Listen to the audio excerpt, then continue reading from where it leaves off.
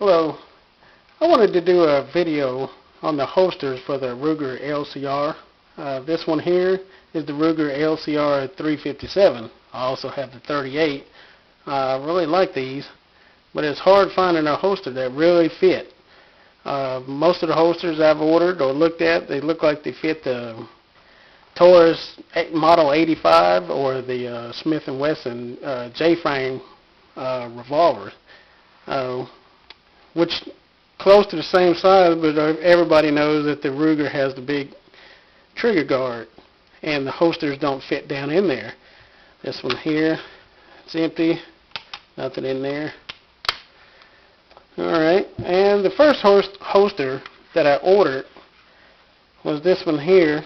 It's a Comp-tac 2 o'clock, and I like this holster because I kind of like the plastic or Kydex. Real good fit, snug, everything. I like, the way it comes right, it hits the trigger guard and everything. It covers it real nice. But we'll come back to this one. I'll talk about this one here in a minute. Alright. The next holster I ordered was this High Noon holster. Well, of course, read down here, like I said, Taurus 85, Ruger SP101, LCR. Okay, now, let me show you. Now, I don't know, people might like the way it fit, but I don't. Well, it's hard doing this. See the way I didn't like the way that was exposed. And then plus when you put this on, it seems like it sits up high on my waist. I didn't too much like that. See right here, this is all up. It don't sit down in there very well. And that's, it's hitting up against this little tension screw, so that's as far as it's going to go. I don't know if leather stretched that much, to get it to fit flush. Still got a little room to go, but right here it don't.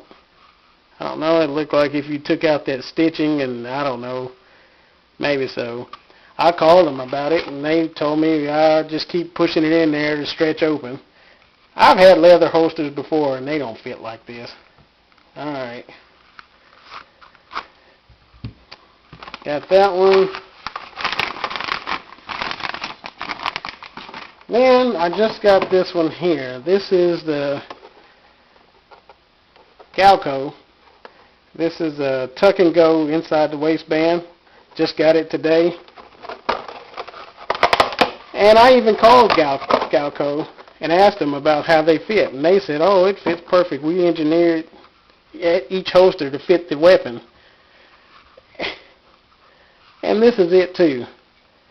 Now, I don't know. Maybe leather stretches, but I don't think it'll stretch that much. I mean, I expect a tight, breaking in, but, I mean, come on, guys.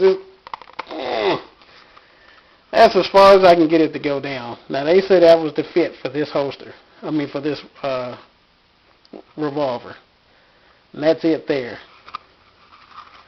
I don't know. Maybe people like it. I don't know. Maybe this is the way they prefer it to get a good purchase on the revolver sitting up high. But I wanted something to sit low in my waistband. I like that. I don't feel like it's going to tilt out and all that stuff when it's sitting down low. When it's sitting high, it seems like it's wanting to flap a little bit. Like, I don't know. Just don't seem like it's down in there correctly. Okay, now I'm back to the Comp-tac. I called them the other day. I was a little disappointed and asked them about a replacement, if they can make me a clip. The problem with this one was this is a modified belt clip here. Generally, when I first got it, the clip really stopped about right here. Then when you put it in your waistband, the holster set up real high. I didn't like that. It felt like it was tilting out a little bit, or it was starting to print because it was leaning up against my little belly. So I called them about a couple of days ago and asked them about making me a new one. Well, I was a little disappointed because they wanted me to send the holster in to make me a new clip, which was fine. But then when she come back, she asked somebody, and then they wanted me to send the holster, the clip. They wanted to charge me for a new clip, which was $15, and I think a $15 custom fee. So we're talking $30-something plus the price of shipping this back. Well, that wasn't worth it. So I decided to try something myself. I wanted this thing flush up here, which I got it up here, and what I done is took it off, put it up against a propane heater, and I melted it until it got real soft, and I put some pliers. You see my plier marks, which I am not too worried about that.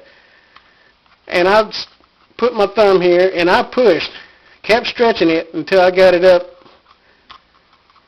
to this length here.